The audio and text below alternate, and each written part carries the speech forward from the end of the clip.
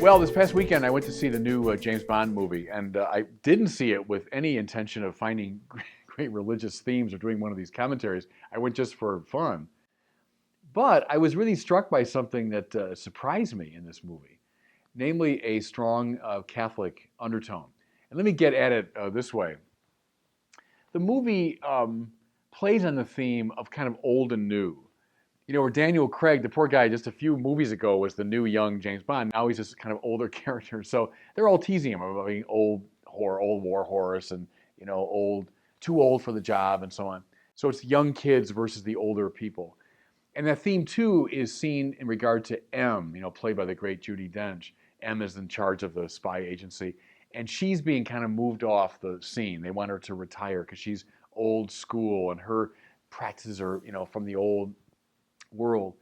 It even comes up at one point. Bond is shaving with a straight razor, and oh, that's you like the old school way, and yeah, sometimes that's better. Toward the climax of the movie, they're trying to escape from London, and Bond goes back to the old Aston Martin, the old car that Sean Connery used to drive. So again, the old way is okay. Even with Q, now Q is a new figure played by a younger actor, but he displays the toys, the tools that Bond can use, and they're nothing elaborate. Like this gun that only reads his palm print and a little tiny radio transmitter. That's it. And Q's like, well, that's that old stuff. We had gadgets, but that's all gone. So you see that motif a lot in the movie, and I was registering that. But then we're coming to the climax, and again, here's a spoiler alert for those who want to see the movie.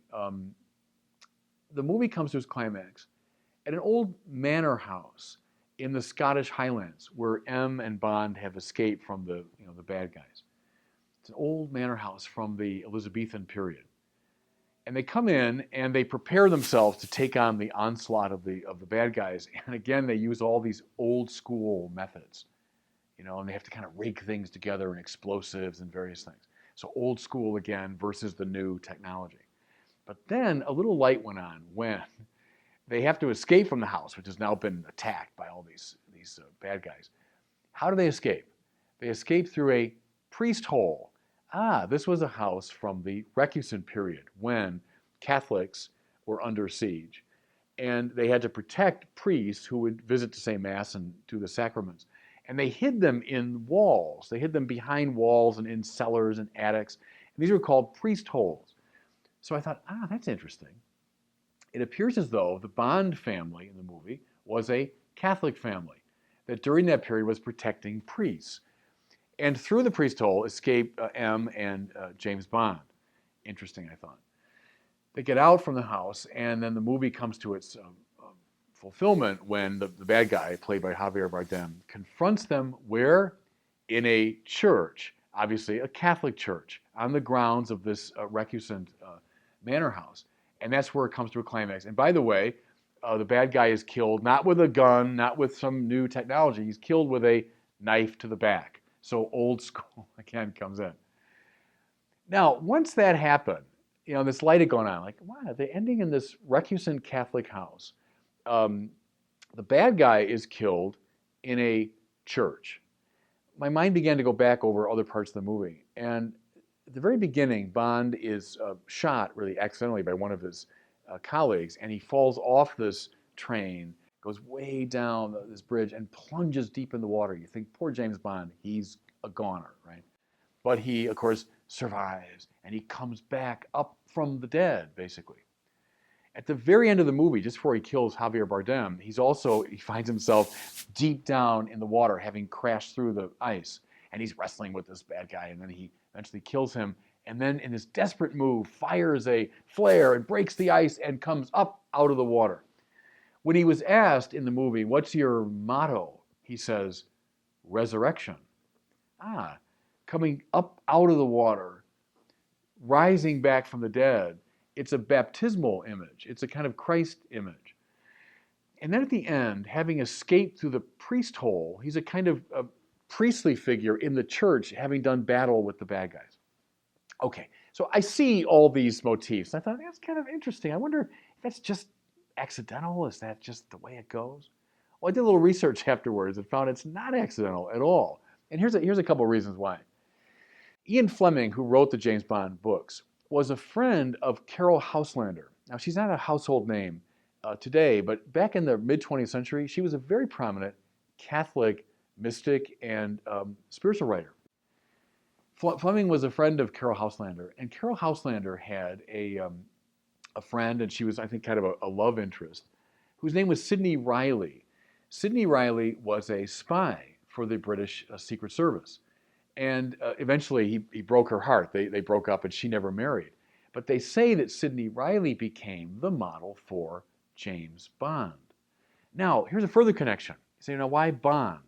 Well, when Ian Fleming was in school as a young kid, his boarding school was near the manor house of the Bond family.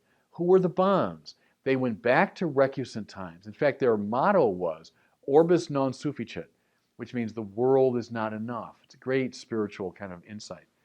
And the Bond family goes back to that period when they were hiding priests and so on and so forth. So there was a Catholic connection with Ian Fleming. In fact, he takes the character from Carol Houselander's friend. He takes the name from this Catholic manor house in the Scottish Highlands, where what he knew as a kid. Here's a last couple connections.